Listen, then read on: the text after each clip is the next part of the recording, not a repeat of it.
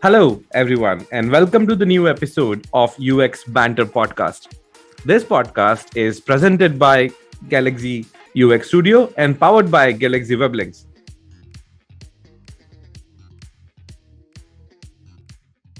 Hello, if you have a story, you must also have the skill to share it with the world. Just like our guest for today's episode. He is an eloquent storyteller, a TED Talk speaker, a creative thinker, and strategic marketeer. The one who has worked with some of the world's most beloved brands is a Silicon Valley veteran and within Inc.'s CMO, Mr. Neal Foard. Good evening. So, Neal, we have been following you on LinkedIn for quite some time, and we watch all the videos that you create and share there on TikTok, on YouTube. And the team here, they always ask, like, what is it like to, have a conversation with you? And I tell them every single time that we always learn something new every time then, when we get to interact with each other. That's true for me. I always learn something from you, Dushyant. And thank you for having me on, by the way. I very much appreciate that. I've always been an admirer of your spirit and how you are very concerned about training your people and keeping them up to date and engaging them. I'm a big admirer of yours. Those are kind words coming from you. So if you have to ask that, in your opinion, you are into the brand and the marketing side of things. So what makes a good brand? The state of play right now is quite different from when I got into my career, when I was first starting. When under the current circumstances, what happens is that people have information on a brand available to them from multiple channels. And if they want to find out something, it's like an Amazon review. They can find out the good, the bad, the ugly. And because information is so readily available, the most important thing for a brand is an authenticity. That is, they have to conduct themselves in the world in a way that people will be satisfied with. It isn't enough to simply create a public persona, because it's quite easy for people to discover how false that might be. And what's more, the product reviews and so forth forewarn people what they should expect about a company, a brand, a product. And for this reason, you really have to focus on not so much what are the marketing messages, what are the brand messages. It's really what is the brand from an experience standpoint. So that's quite different now from what it used to be.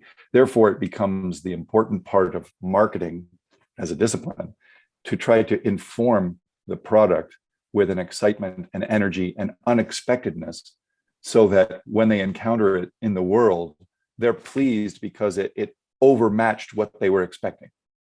And by the way, my experience, and I know you practice this, my experience is that when the people that represent the brand, that is the very people that work for the company, are enthusiastic about it, when they believe in it or they believe in the leadership, that gets reflected out into the world in very small ways that accidentally inform people's impressions.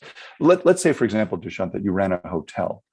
The most important thing really isn't how you treat the guests, it's how you treat the employees, because the way you treat the staff will then go on to be how they treat Absolutely. the employees. And this is why forgive me saying this over and over, Dushyant, for the benefit of your guests. You and I know each other pretty well. And so when they hear me say that I'm an admirer of yours, I don't want them to think that I am complimenting you for the purpose of just trying to, inflate your ego. I mean that in seriousness, because from what I have observed, you care very much about your people, and the people of yours that interact with me, I can feel that coming through. In other words, I'm hearing little turns of phrase that I know came from you, and so that's to me a really good lesson. In that when you treat your own people well, they will go out into the world happy, satisfied, and believing in their mission, and that creates a lot of good things will happen that way. I have many examples, but I won't keep talking. I'll let you keep this thing focused. No, that is where the examples will come in. If we talk about that, you just mentioned that there is a big difference between the landscape when you started out and how it is right now. So this is where I have to go back and ask you that, since over the years, Sony, HSBC, and Toyota, and all the brands that you worked for in the past, how things have changed, or what are your key learnings that, from marketing for the experience side of things, and, which have actually helped you evolve as a professional that you are? If you look at, wow, each of the brands teaches you something. And the one brand that I think was most instructive was Toyota. Toyota is a global super brand because they often have a very, very large industrial presence in the countries where they sell products. So when they come into a country like the United States or India and they establish a factory, you will find that the behavior of the factory is probably the best indicator of whether the brand is real or not. Sure. Because either the people that built and run the factory believe in the brand values or they don't. And Toyota is an excellent example of a company that truly believes in its values. Let me give you some sense of it. So when there was a factory in San Antonio, Texas, and Lexington, Kentucky that I visited on behalf of Toyota because I was working on that brand. And when we were in the Lexington, Kentucky factory, the head of the factory was a guy named Mike Dodge, and my name is Ford. And so we were both laughing about the fact that Dodge and Ford were working on behalf of Toyota. But I asked him, I said, hey, Mike, when somebody pulls the line and they stop the assembly line because they're perceiving a repetitive problem and they want to fix it, is it really true that people don't get mad at them for stopping the production? And he says, no. He goes, get mad? No. We love it when a problem is spotted, because when we fix that problem, that's one less problem that's going to happen in the car. In other words, the car is that much closer to perfection. And we really deeply care about that. So in a kind of a queer way, when the Kanban line, or I forget what they call it, when it's been stopped, I don't have the reaction inside my body of, oh, nuts, there's a problem. I think, oh, that car is going to be much more flawless down the line. So I was just struck by how happy he was about informing me that policy was real.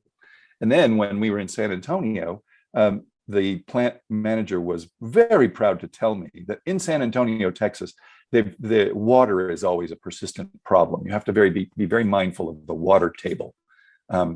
They can't consume too much water for fear that it will impact the agriculture in the region. So they were so proud to tell me that not only were they very careful about the water, but they were extremely careful that the water that left the plant was cleaner than the water that came in. And again, it was the belief, you could see it on their faces, how much they enjoyed that fact. So why do I tell that long story? Because what Toyota taught me was that their values were real. And when you sense that they believe in what they believe, that they believe in product quality and the principle of Kaizen, perpetual improvement, you sense that when they believe it, I never have to look at another product review. I'll just buy whatever they make. True. Because I believe it too, the way that a religious believer just says, you know what, I'm in. So it's funny, Jashant, but I really would have a hard time buying anything but a Toyota. You really have to do some fast talking to get anything but it. So what does this all have to do with marketing? What it is for me is it is yet another example of, it's not really the cleverness of the message. It's the sincerity of the message. It is the degree of belief. And one small thing, I've always loved Sony, but I did have a meeting with them once where two departments were essentially conducting a civil war right in front of us. And I thought to myself, what confidence can I have in this when I can see that they are warring behind the walls? And so this is my indication that, again, it's the sincerity of whether you believe in your values. Does everybody believe it?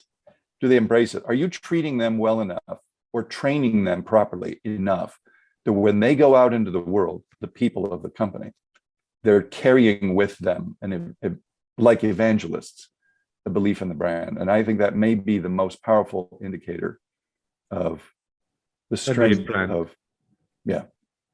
So another, just one example to add to the thing that you mentioned, that every time there was a problem, people got really excited.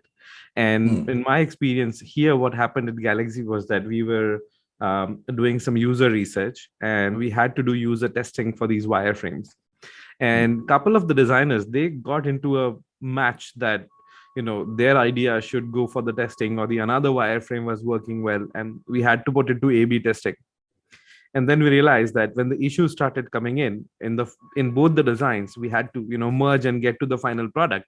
But mm. every time somebody caught the barrier to user success, they were really happy that something was spotted earlier on that nobody in the company or the team they thought about, and those learnings were carried to the next project that they were working on. So every time whenever we are doing the testing, if there is an issue which is identified, they get really excited about seeing the user feedback on those user testing recordings. Yeah, I respect the fact that they are that way. When you find people like that, hang on to them, because not everybody embraces that kind of feedback. And it's a powerful thing when you find people that do. They make good teammates because they're able to take criticism objectively and embrace it. And True. so True. my hat's off to you for hiring them. So I think that is where the first session of this conversation has gone to, which is believing in people and making sure that you get the right Mm. people for the job, and ensuring that they feel belonging to the brand they are actually representing, and not just there for the job. Yeah, yeah, but that is going to be, of course, a reflection of leadership. Every organization, its message is merely a shadow cast by the top person. And those that truly believe in human beings are going to find that over the long term, they'll have something bigger and more important than success, because the resonating waves of positivity will impact people positively. And you can say, I really admire Steve Jobs' success, or you can say that I admire Jeff Bezos' success. But I'm not certain, from my perspective, again, who am I? I'm not a success like Jeff Bezos or Steve Jobs. But I do see that the way that you conduct yourself with your own people will have very long-lasting effects. Why besmirch an image of yourself with all that success? Why would you not want to go into the world and treat everyone with a degree of respect and care and love, so that all that's ever remembered of you was the concern you had for your own people? That's mystifying to me. True, absolutely just true, because the internet is filled with the story of horrors of, one conduct or another. But yeah. okay, so with that serious talk, this brings me to this deck of cards that I have, and it has, several cards, and there is no particular order, so I'm going to shuffle it so that, I'm not sure that which questions are going to be there first and the next, and then. By the way, this is a good indicator of a brand. A brand should always have something unexpected, some wild card that anything could happen. I think this is a good simple symptom of what you're proposing, what you're conducting. All right. Ready for anything. Ready. Okay. So what would you do if you were president for a day? If I were president of what for a day? United States of America. Well, I'll tell you why I'm laughing, because you can't do anything in a day. So let's add one extra caveat to the what would I do? What would I do if I could be president for a day and it couldn't be undone? Okay. And I would do this. In the United States, we do have a bit of a problem in that the voting process, the campaigning, has been taken over by money. We have in the United States something called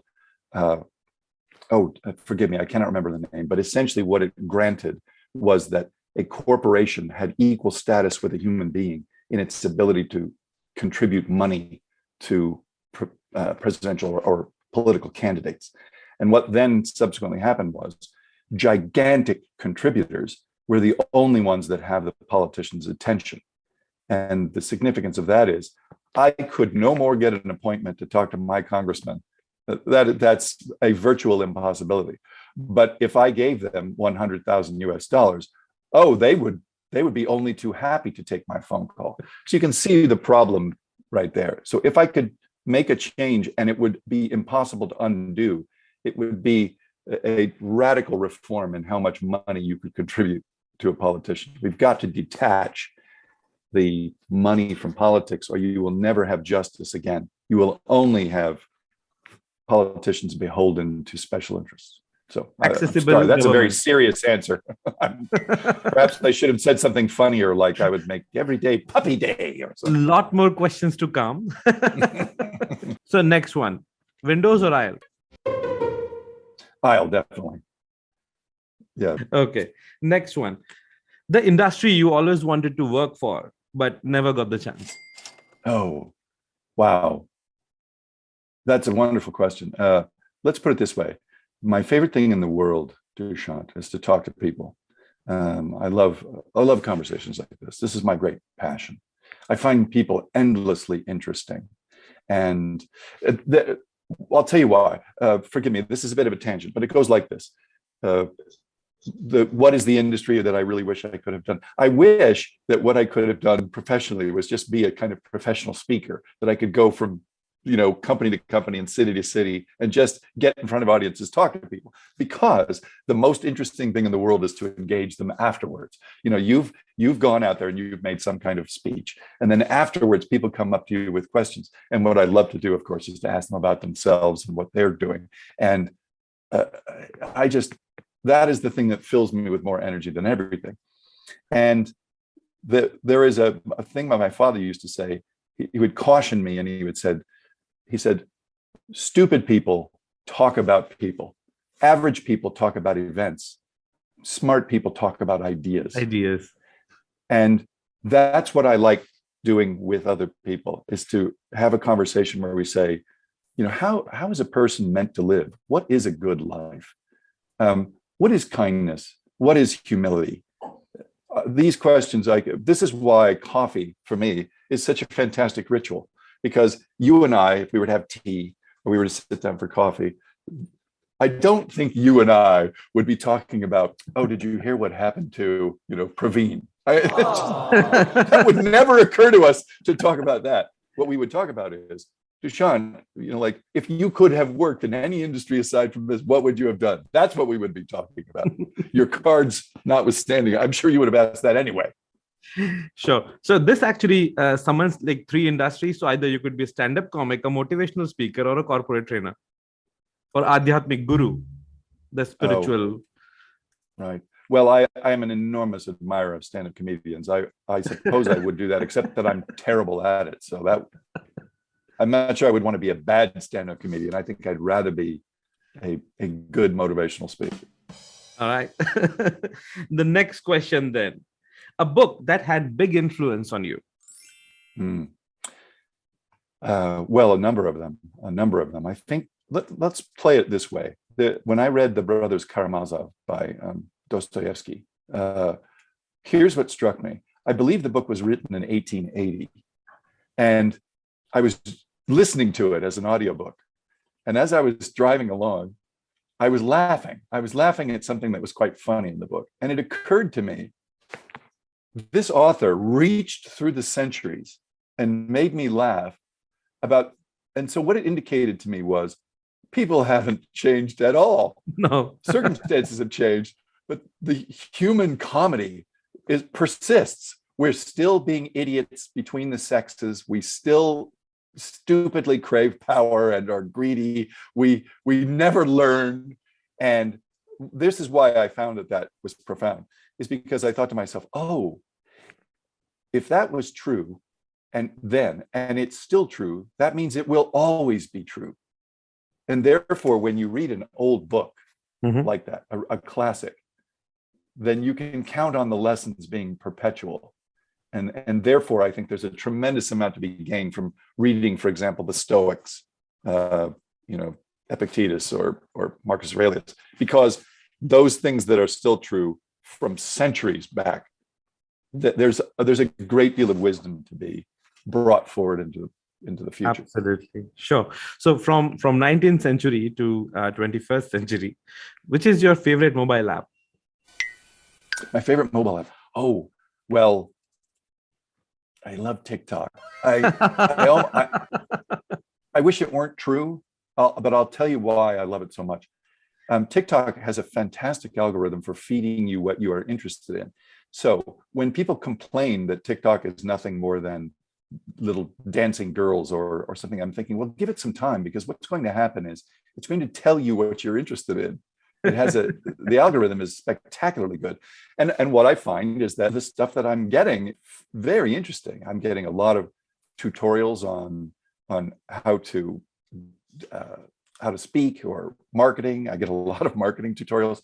I get a lot of politics. I get just fascinating things. So it has turned into something. My version of TikTok is going to be very different from somebody else's. It does have this one flaw that is not insignificant, and that is that it's very difficult to, once you're on, you've got to fight to get off. It's so good at keeping you engaged that it can steal your time from you. A lot. Those are the time killer applications which are around. I mean, that they take up a lot of bandwidth from the productivity that you might actually go for. But, absolute fantastic observation there. So books or movies? Oh, well, I love books, and I particularly like audiobooks. I find that what that will allow me to do is go on long hikes or do other things. And I just love that notion that I'm getting physically fit while I'm listening to something, some brand new philosophy of human relations or something. So love books. Okay. Two more questions. So one is your favorite holiday destination.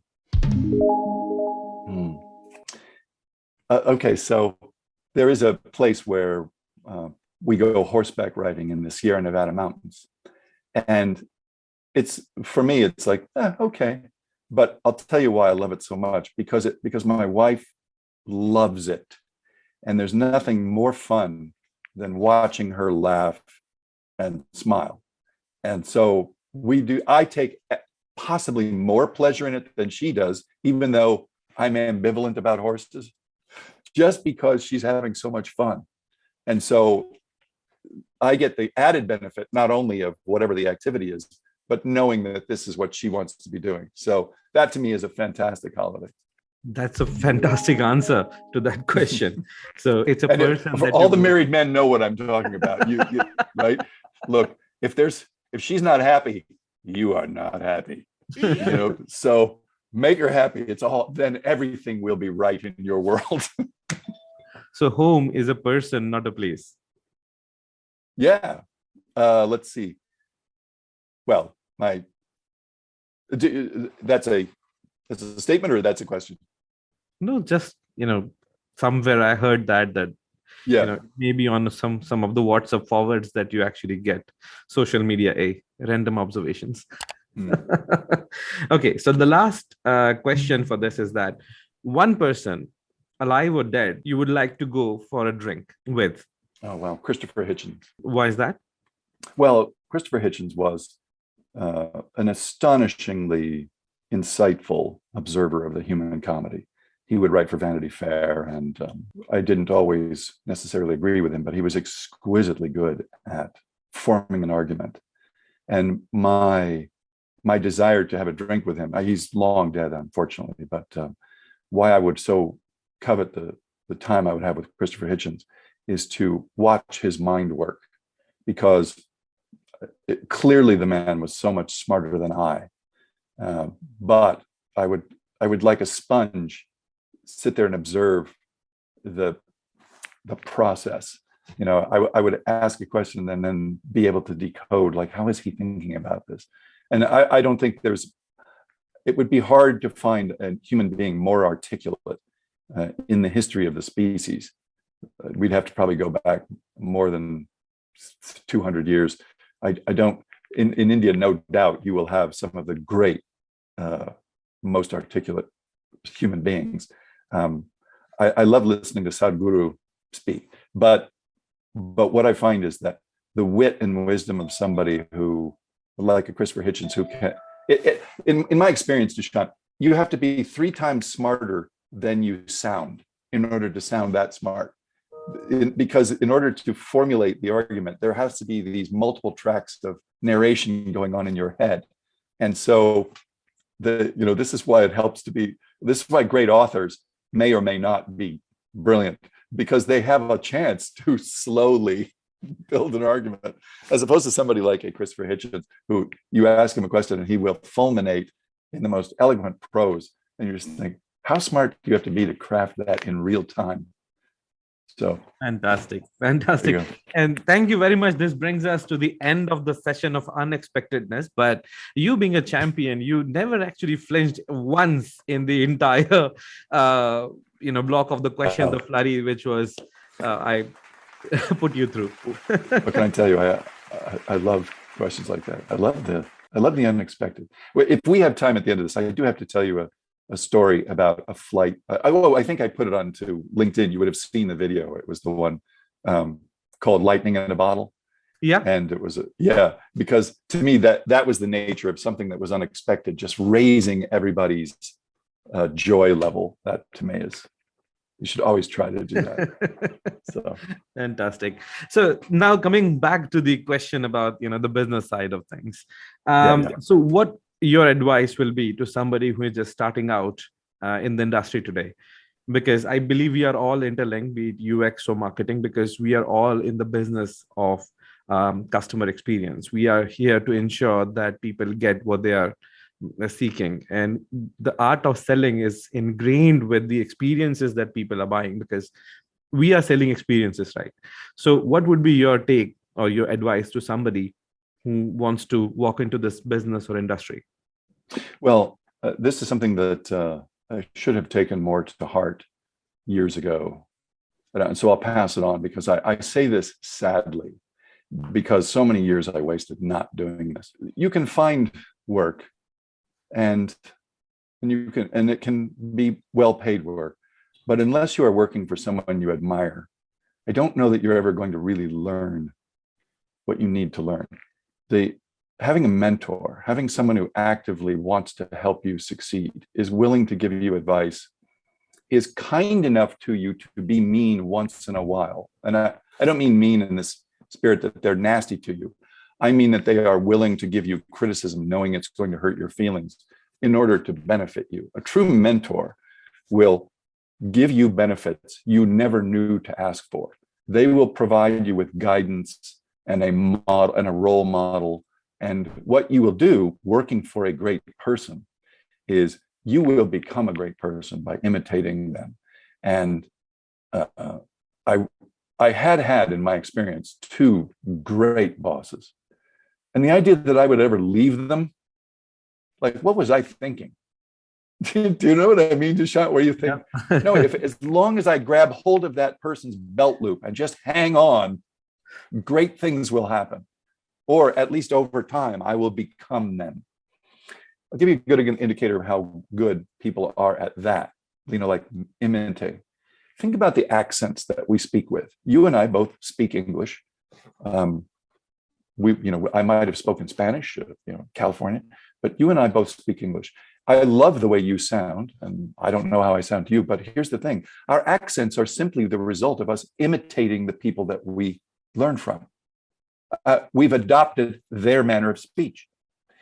And we do that with everything. We mimic their body language. We mimic their gestures. We mimic their postures. But most of all, we mimic their behavior without realizing that's an accent.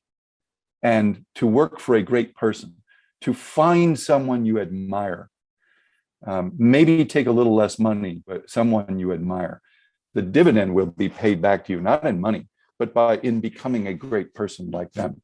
So I wish I had said that to myself when I was 25, because I would have sought out not the job, but the person. That is really great advice. And I tell you that, every time we go into the leadership roles, we try to deal with a team crisis or any problem that comes in the business. These questions do come to mind, that what would the other bosses might have done. And the leadership styles that people follow, it comes from the culture they have been groomed into.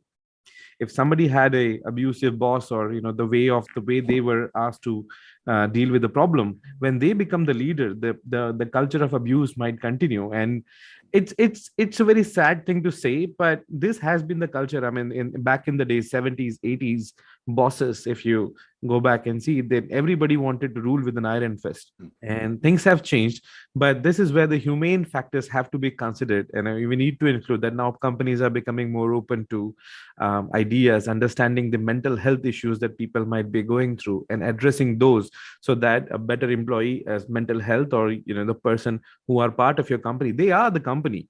A company cannot be without the employees. And that treatment, actually, the more leadership opportunities they are given, the growth opportunities they are given, the mentored and the sessions are taken, and make sure that what they are doing is adjusted according to the calendar that you are dealing with. I think those are the great ways to grow. And I was speechless when you actually made that observation, because I was thinking, how the growth of the organization has happened. I mean, at R and at any other organization that I work for as well. That was really great advice. Even I can believe that I will get, I had a long career, but there's still long way to go. But that advice, actually, even I am going to follow, not just the newcomers to the industry. I know that you provide that mentorship to others. So they're quite lucky to have you as a boss. Okay, so the last question that we have here is, it's about you. That what is your approach to marketing? What is your mantra for the marketing and success? It is that genuineness and authenticity are the new gold standard. To go back to the Toyota example, they had a situation in the United States where there was a problem with what they referred to as unintended acceleration. What was often happening was people were mistaking the brake pedal for the gas and vice versa. So they thought they were stepping on the gas when in fact they were they thought they were stepping on the brake to stop the car, but instead they were pressing on the gas, and the car got away with them, and they panicked and they pushed harder, thinking that they needed to push the brake harder, but they were on the accelerator. So what this created was a series of accidents. And the company was, as it turns out, from an engineering standpoint, the company was blameless. However, Toyota knew from observation of this phenomenon that you cannot respond by claiming that the drivers were at fault. You have to address the problem with overcompensating and demonstrating a commitment to the safety of their customers that was such an overreaction in a positive way, that they will have faith that no matter what happens, you will always fix your mistakes. You will always treat your customers with respect and affection. Again, they were blameless in this, but they really took pains to overcompensate. In fact, when their owners were polled before the recall, they had a big recall of these products that were supposed to be defective. Well, when they had a poll before the recall and after the recall, you might suspect that people would be kind of sour on Toyota for making a faulty product. Not so. People were happier about owning Toyotas after the incident because of the way Toyota had conducted itself. It had been sincere, it had cared, it had demonstrated that we will make this right, and it cost them a lot of money. But in the long run, they were weirdly better off that this whole incident happened. Not every company would respond like they did. That could have crippled a lot of companies. It didn't cripple them because what it was an indicator of was this is a genuine brand. This is an authentic brand that cares about its customers. They walk the walk, as they say. They put their money where their mouth is. The brand advertising, if you will, was more potent in that recall than in all the hundreds of millions, if not billions of dollars they had spent on brand image up to that point. Because this was real and this affected people. So what is the mantra? The mantra for me is people will forgive your mistakes if you are sincere. But in order to be sincere, you have to take your mistakes very seriously. You have to embrace them and own them and make things right. And I think the result will be, strangely, when you own your mistakes, strangely, you get more credit for owning it than you are run down for making the mistake in the first place. Very insightful. I believe that, we have known each other for, I think, a couple of years now. Yeah, a couple of years. But this conversation, I learned a lot about your point of views, and this discussion. I think I would be delighted if when we get a chance to grab a drink together, you are going to be the person on my list, and we should definitely look forward to that. Something out. I would really look forward to that. Thank you so much for agreeing to be our guest on this show. And I believe that this is going to be one of the best viewed or reviewed episode for the series. And that remains to be seen. But thank you for having me. I consider it a great honor. So thank you very much, Neal, for joining us today. And for the rest of the people, stay tuned. Next week, we are going to be back with another guest at our podcast. And hopefully, they'll have to fill large shoes of Mr. Neal Foard after this particular episode. So thank you and have a wonderful day ahead. Thank you, fellas. Cheers. Bye-bye. Bye.